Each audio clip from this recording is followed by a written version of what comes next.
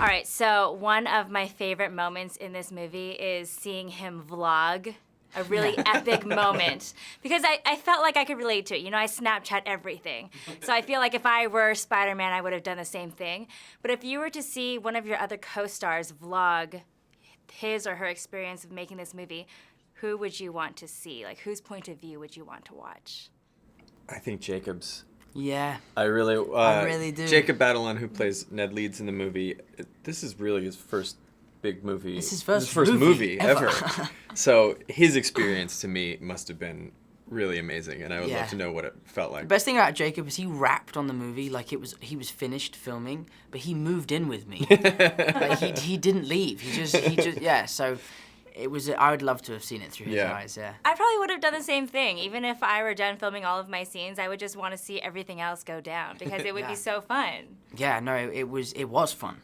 It's pretty exciting when it's like, well, and then today Marissa Tomei shows up, and then today Robert Downey Jr. shows up, and then today Michael Keaton shows up. Like every day, it felt like it was something nonstop. Amazing. I think that everyone is a fan of Spider-Man. I mean, I remember watching the cartoons every Saturday morning with my brother. So when this movie came around and you were hired as the director and you were cast as Spider-Man, what were your reactions? I went insane. I went absolutely nuts. It was the most surreal feeling of my life. The fact that people started to call me Spider-Man was just insane. Spider-Man's been my favorite character since I was a kid. I've been playing him in my bedroom since I was... My brother Paddy still has my Spider-Man bed sheets. Like, I was a huge fan. So the fact that I'm here today promoting our very own Spider-Man movie is insane. Yeah, it's amazing. I mean, I really didn't think I was going to get the job at all until the very, very, very end of the process. So when I finally did find out, it blew my mind. I thought, you work so hard to get something, and then you finally get it, and you're like, okay, now this is really a lot of responsibility. I better get to work. Were you ever Spider-Man for Halloween?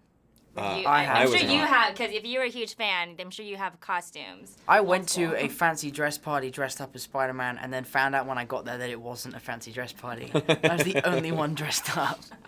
How does it compare to the new Spider-Man costume, the real costume? The one that I wore at the fancy dress party was actually more comfortable. I'm sure it was much more comfortable. Was the Spider-Man costume in this movie not comfortable? I assumed that it was just kind of like stretchy material. Kind of like wearing leggings. It's not very stretchy. No. It's not breathable.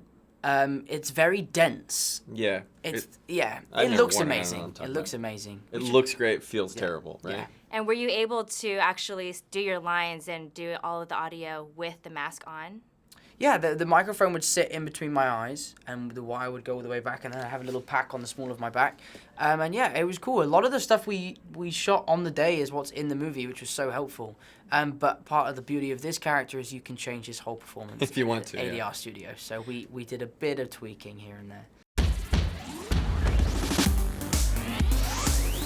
Made in Hollywood. Hey guys, thanks for checking out this video. We want to know, what would you have asked? Let us know in the comments below. And if you liked this video, don't forget to hit the like button. And as always, for more videos like this, hit the MIH TV logo right here. And for the next awesome video, click right there.